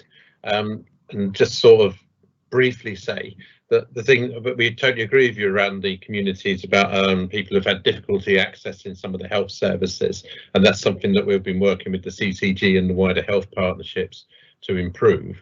It's one of the recommendations that came out of the Public Health England report as well. Professor Fenton made that particular point that COVID-19 shone a light on inequality as well. It didn't create the inequality, it shone a light on it, and those points will be picked up. You made a number of other points that Sue is sort of taking through with the voluntary sector to make that sure we get that, take them up. And there's also some other areas where Simon's going to pick up through adult services. But I think your overarching point is that we do need to be coordinating together. And I think that's why we're just trying to use the borough plan to be some sort of focus around making sure we go forward together as a partnership and keep everyone on board. We're running well over time, so it's very bad chairing from my part, I think. But Krishna, I think you wanted to add a point, and I think Adam wanted to come back and make one final point. So Krishna, you might need to unmute your microphone. Yeah. We can't hear you very well. Can you hear me now? Can you hear me? Very, very quietly. Move closer to the computer screen. Right. It's about the, in terms of community safety, I wanted to thank the communication department. They did so well during this COVID-19 by doing a translation for the diverse community all the translation done nicely with the National Health Organization and Harrow Council guidance, which actually really worked so well, and it's been distributed. And also that I've asked again after it's easing the lockdown, need to refresh the translation so that I can circulate to all the councillors as well, which they are communicating with. And also I wanted to thank all the faith organizations. They did a wonderful job. They voluntarily came forward to do a lot of things, like the SUS voluntary organization. So it's a great thing. We should applaud, give a big applaud for these faith organizations, and also these Met Police with the 4 E's, which has been supported by the MOPAC, the engage, explain, encourage, and enforce. They did a marvelous, and they didn't even enforce anybody in Harrow, which shows how well each and every citizen in our borough behaved in open spaces and on the high street and in the parks and so forth. So it's a special thanks to the Met Police, and also during this COVID time, the crime rate is really reduced. If I have to be honest, the burglary is reduced, and the violent crime is reduced. I know the domestic violence has been an increase, but the good news is we are still the second safest borough in London, so which is the highlight. So I thought I'd better share that with you. Thank you. Thank you, Krishna. Adam, did you quickly want to come back on a point? Very briefly, Councillor Osborne mentioned about the business grants, and as he well knows, while we were it had some initial difficulties in the first few weeks, we're now in the top quartile nationally, top 10 in London for a distribution of business grants. And the team, despite having IT problems, despite being a small team, actually we took the decision to make sure that we were going to minimise the amount of fraud that we were going to experience with those grants. And actually there are now fraud investigations underway, and I think Harrow is going to be largely immune from fraud because of the additional checks we did. But actually the team worked incredibly hard and managed to get those grants out, so I'm really proud of them. Now we spent over £33 million of grants have been paid out to Harrow businesses. Thank you, Adam. That's a very good explanation. So, being no other comments or questions, we move to the recommendations, which are on page 16, which is that our next report will be coming back to Cabinet in September. But as Christine says, the schools will be back before then, so we'll start going back before then. So we'll have a probably more detailed update then, and we just hope before that time we don't see that second spike sort of emerging in Harrow. So can we agree the recommendations on page 16? Thank you. Can we move on to item 8, which is the award of a 1-year contract to Quality Heating Services for the provision of domestic gas services and approval to proceed with re-procurement? And that I'd like to call on Councillor Philodell to introduce the report. Thank you very much, Leader. Yeah, as you say, Quality Heating currently provide the service for both of the borough's domestic and communal boiler repairs and maintenance. Both contracts were due to expire on the 30th of June, and so we did plan to do the procurement process this year. But like quite a lot of other processes, this was put on hold, and so therefore we are not in the position to do that. Other ways of extending this contract have been exhausted, so therefore we need to award the direct contract to Quality Heating so that we can continue with our repairs and maintenance to all our communal boilers within our housing stock. The report also seeks approval for the start of the procurement process, and that it can come to a conclusion within the next year. Thank you. Thank you, Phil. Very clear and concise. Adam, your name's also on the report. Did you wish to add any comments to the report? No, that's fine. Thank you. Paul, did you have your hand up for this question? Yes, I did just very briefly, Leader. Two things. One, just on the specifics of this, which I obviously don't have a particular problem with. Just it's really important, and I know it's mentioned in the report, to make sure we look at non-gas options going forward, given the climate emergency that the council has declared, and as mentioned in the report about new installations of gas. And I'm a bit nervous about putting new installations in things when we're trying to phase them out rather than add them to them. But that's the first thing. The second thing, we've had a couple of these type of reports coming in over the past few cabinets. What might be helpful if we have a list of what's likely to come up and we maybe prioritise some procurements. I totally understand why this has come and the ones last month, but now we're starting to head back to council not just doing P1 or critical services, just some sense of what procurements need to be urgently started rather than having to keep extending these contracts would, I think, be useful. Thank you. Yeah, I'd just like to respond to that. Thanks very much for those comments, Paul. I certainly will seek from the housing asset team, if there are any other reports or pre-procurement that's been delayed and may be subject to the same sort of reports cabinet. I totally agree with you that the next procurement process should and will have to look at other gas services. Bearing in mind, this is just the repair and maintenance of those boilers. There are other separate contracts for the replacement and actual renewal of communal boilers. That'll be subject to other contracts, but I think you're quite right and spot on. We do need to look at other ways of heating people's home other than use the reliance on gas and gas boilers. Thank you for those comments. Yes, thank you, Phil. Yes, it's also part of the 2025 procurement strategy by government that we can't use gas boilers after 2025 on newest installations. And we are using for our climate change work. We're also doing a lot of work, which Paul's involved with, around reducing on fossil fuels. If there's no other comments, the recommendations are on pages 228 and 229. Are they both agreed? Thank you. And we now move on to Honeypot Lane National Health Service lease renewal. There are confidential appendices on this report, so if there are questions on these documents, we'd have to move into private sessions. So can we try and keep out of the part 2 items, please, because you've all read them and had an opportunity to respond. So I'd like to call upon Councillor Keith Ferry to introduce the report. Yeah, I'll be very brief. The lease on this property came to an end in 2018, November. The payments that we were getting from the NHS were then just under 10,000 per annum.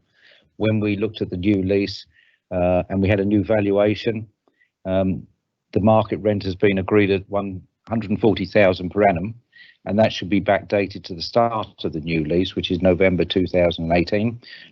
Obviously, an increase from 10,000 to 140,000 would be a great strain on the CCG's budget. So we are proposing that we have a stepped rent. You don't have to look at the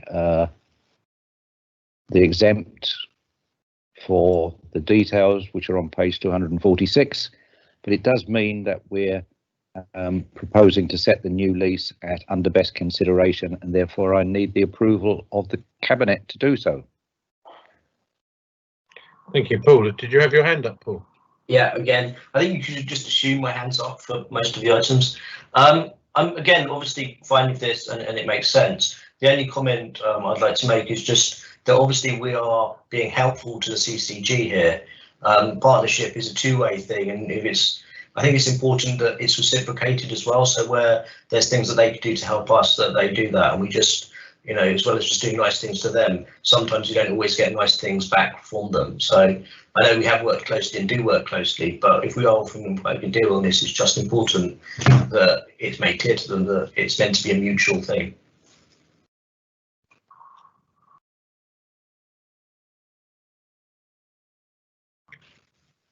As a councillor, I don't make assumptions. I do everything by all the reports. But I would make a genuine point though that we've worked very closely with the CCG over the last 2 years. They've had significant budget pressures, and we're all part of the public sector. So I don't want to get into this is their money and this is ours. As Keith pointed out, we don't want to sort of put someone into a critical situation because of a financial issue. We've done this also with some of the voluntary sector organisations and also some of the charity organisations where we've actually reduced the rent because of their funding streams until they've come back in a more stable position, which is, which I think is the right thing to do. So if there's no other question, the recommendations are, as Keith said just now, are on page 244. Are they all agreed? Great. Excellent. Thank you very much. We now move on to the regeneration programme update, which is building a better Harrow. So I'd like to firstly call Councillor Keith Ferry to introduce the report. Yes, again, this report is all good news. Looking at page 252, the Economic Development Unit has led to 1,675 residents employed through the council's supply chain. 1,489 of which have been employed on development sites. 1,101 young people have been supported into employment and 525 into apprenticeships. As we know that the not in education and training figure is the third lowest of the 152 local authorities in England at 0.545% in March 2019. Although there is a tale of woe in retail generally, in the last 5 years, on page 256, you'll see that the number of retail vacancies has dropped in the town centre by 1.09%. In Wealdstone, it has dropped by 4.91%. They may not seem significant figures, but given the amount of retail closures there have been, I think that's showing that it's a very good outcome. Incidentally, I had a meeting with the Business Improvement District this morning, and year on year, last week's footfall in the town centre was about 20% down on what it was a year ago. Other places are registering 78% drop in footfall. And there has been news of the closure of Debenhams in Watford, and today we've had news of the closure of John Lewis's in Watford. So we seem to be doing far better than most other retail outlets in the whole of London, if not the whole of England. Housing delivery. The housing delivery test on page 260 shows that between 2016-17, 2018-19, we achieved 169% of homes delivered as against our statutory requirement. That makes us the second equal highest achiever in London. In 2014-15 and 2018-19, 4,027 housing completions, and in 2018-19 we recorded 1,209 housing completions, and that has never ever been achieved in the borough before. On 264 we mentioned the progress that we've made in forming the Harrow Strategic Development Partnership. Again, we'll come back to Cabinet in September with the name of our preferred partner. Also on page 267, you'll see that the work is going on in the Harrow Arts Centre with a brief pause for COVID. And we hope that within 2 years, the Harrow Arts Centre will not need any funding from the general fund, and it will be able to fund itself. And the good news is that the work for fitting out the new Greenhill Library is going according to plan. We hope to open that sometime in the early part of September. But I do ask you to read all the things through, because there's far better news in there, and it shows what a wonderful administration we are when it comes to regeneration and looking for a good future for this borough. Thank you, Keith. Well put. Adam, your name is also on the report. Did you want to comment now? I think in the interest of time, I'm happy to. I think Keith summarised it brilliantly. Excellent, thank you. Paul, I've seen your hand up on this report. Yeah, needless to say, I don't agree with Councillor Ferry's assessment of the regeneration programme, especially not the bits that the council is responsible for. And you already know, and Councillor Ashton outlined in the questions our view on the development partner. But I also think, and I'd like to make a slightly different point rather than making the same point again, we are now potentially in a completely different environment of that which we were when the regeneration strategy was developed. And I would ask either you, Leader, or Councillor Ferry, if we could have a fundamental look at the entire strategy. I look at this and I don't see any mention of a number of district centres, for example, Pinner or Stanmore, and how they will be affected by what we're going through at the moment. The change that Councillor Ferry talked about in terms of retail and John Lewis and Boots and others having difficulty could profoundly affect some of our town centres and district centres. And rather than just focusing on Wealdstone, I think it's important we really look at some of the other district centres and what we're doing across the board to sustain the low empty rates that Councillor was talking about. I also think we probably need to look at, and this might be done through the local plan, whether or not continuing to put large numbers of people in high-rise buildings is a good thing to do, given what's happened in terms of people having to quarantine themselves and be in isolation. We need to look at open spaces and how we provide open spaces that are not just small squares where you really can't social distance, but are big enough to cope with the volumes of people that we might have in Harrow. And I note that in the report, I think it's section 2.2, it talks about one of the priorities being to reduce overcrowding. I have to say, having sat through a number of presentations at the major developments panel over a number of years, we don't seem to be doing much to stop the overcrowding in Harrow. I really do concern myself that this is becoming more and more concrete jungle, and actually what we need is a green and pleasant space for people. And how we develop our housing strategy in a sustainable way that keeps the benefits of why people move to Harrow without just piling in more housing. So I think the whole thing needs to be reviewed post this thing. It might be something that needs to be done in the new year, but I do think just carrying on with the same old regeneration strategy as if nothing has changed is not necessarily the most forward-looking thing to be doing. If I could take up two of those points very quickly, as I've made quite clear in the past, what we're doing at the September Cabinet meeting is appointing a strategic development partner, if you like. That's the partner that we're signing up to marriage. After that, we will be doing a business plan evaluation of the entire regeneration programme, and we'll be reviewing the amount of space that we need in the new civic centre. We'll be looking at the developments in Poets Corner. So as I've said earlier in the day to another meeting, it makes an awful lot of sense to decide who your partner or wife will be before you start deciding how many children you want. As far as the overcrowding is concerned, I would think that all of the planning applications that we've passed so far and have done in the past have done to London plan standards. There's no substandard accommodation that has passed through the planning process. There is substandard accommodation in the borough, and that has been caused by permitted development rights, which the Conservative government introduced to allow people to convert retail and office use into residential use without any planning interventions, and to make the slums of the future. And I'm afraid that we've got to live with that. If it had gone through the planning process, we wouldn't have had the overcrowding. We wouldn't have had all the bad housing that we've got in the borough at the present moment.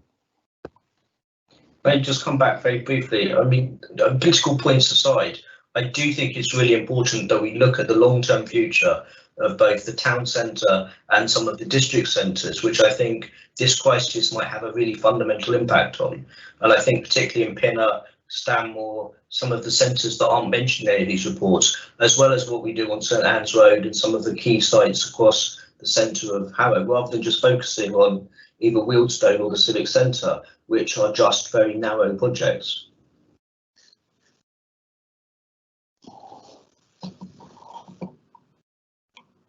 So I was just unmuting myself. Your point's been made, Paul, and Keith has tried answering it. we are focusing on certain areas. We're very lean council, I think, at the moment, and there's a lot of things we'd like to do. We just need to make sure they're programmed in at the right time, at the right pace. I think I can't see anyone else who wishes to contribute. I would just put a shout out through Keith and the team that are here to we give it a new meaning in the English dictionary of the word team, because we sometimes mean that as one person or more. And our economic development team are exceptionally small in size, with just 3 or 4 people now, vastly reduced from other boroughs. But they have put some exceptionally good bids together to try and support a lot of the plans that are taking place. The recommendations are on page. I can't remember what page they're on now, but I've lost where the recommendations are. Right, whilst you're looking for that, can I just join in the page 278? Can I just join in the congratulations to Mark Billington and his team? I think they do a tremendous job. I think it's a fairly cross-party thing that we have a lot of time for that team. Can I also just ask that Councillor Ferry is undertaking that the covenant, because the Ridgeway development is mentioned in this report, that the covenant does come to Cabinet, whether it's going to be accepted or rejected, rather than being delegated to officers. So I think, given the interest, it's important that that's minuted as part of this discussion. Thank you. Well, not only can I give you that assurance, but I'm rather hoping that should we be minded, and I'm not saying that we will be minded, should we be minded to release that covenant, we would need a substantial amount of compensation for doing so, and that would be above, I hope, the $500,000 that we could do without Cabinet approval. So not only do I give an undertaking it will come to Cabinet, but I give an undertaking that I think it will have to come to Cabinet. So the recommendations are on page 250, which is to note the ongoing progress within the report. So the recommendations, are they agreed? Thank you. We now move to the penultimate reports, revenue and capital outturn report for 2019-20. Adam. Yes, thank you, Graham, and appreciate this is the climax of the meeting, but knowing now how dinner is waiting for many of people and the YouTubers at home, I will be brief. So I think the good news is that we came in balanced in the end on our budget for 1920. So that is impressive work by all the teams and particularly our finance team in the face of a very challenging environment. And you can see that our directorates did overspend by around £5 million. A lot of that was in our community team, and there were some very significant challenges, not least with some facilities management projects, which were or are being addressed. But there have been obviously challenges around coronavirus with some of those plans. We did in the end, because of the ability to balance that out with some of our corporate underspends, end up balanced, and also we're able to put some one-off income into reserves, both money from the London Business Rates Pool and also from a bit of compensation from government around long-standing issues, long-standing disagreement over who should fund the improvement works to, or the repairs of Pinnerwood School, and so that money will help us to balance future budgets. And the last thing I'd say is that if you look back over 1920, 87% of the savings that were planned for that year were either delivered in full or in part. So again, given the challenges that we face and the lack of capacity in teams, that's again an impressive achievement. I'll pause there.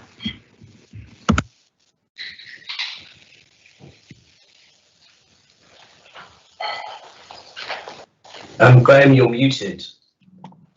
Oh, I saw your hand there, and I thought you were going to ask a question. Thank you, Leader. Just a question to Councillor Swirsky.